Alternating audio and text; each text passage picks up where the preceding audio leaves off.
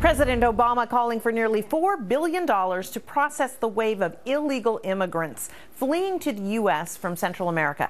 Now the president of Honduras has his own solution to our problem, a massive U.S. aid program similar to the Marshall Plan following World War II. He says it'll make these countries safer and prevent people from wanting to leave.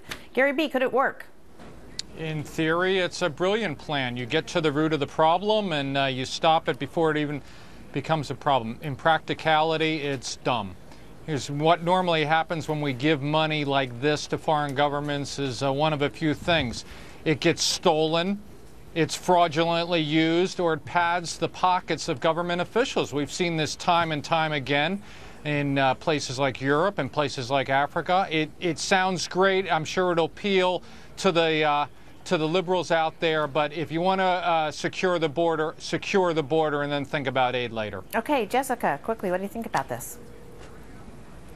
Well, I think there definitely some of the roots of it are in a good place because they are dealing with a lot of the horrible issues from the drug cartels, the increased violence that's going on in these countries. And certainly we've spent enough money, trying to do sort of similar stability programs in Iraq and the Middle East that we've spent, billions of dollars on, and this is actually in our own backyard.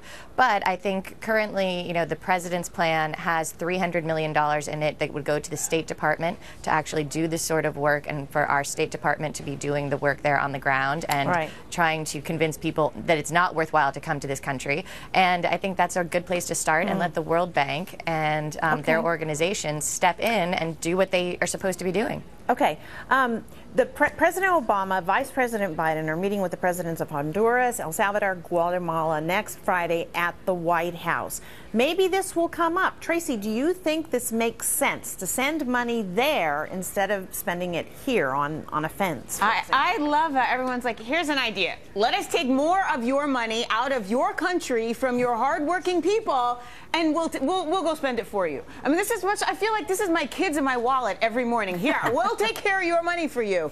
No, this does not make any sense to me, and it actually cracks me up that these countries have the audacity to even present plans like this to our president. John, a Marshall-type plan for these countries?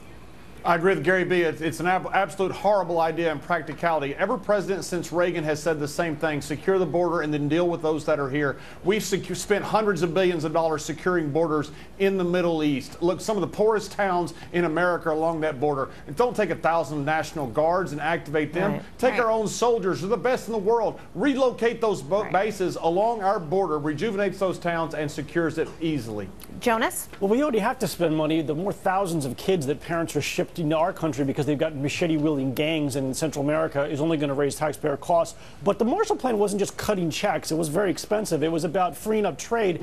And we have a trade problem with the cocaine business and these gangs. So without it would have to become legal, I think, to put the gangs out of business to make their country safe so the kids don't have to go here to live. Okay, good debate. Thanks, guys. And thank you to Tracy and to Jessica for joining us.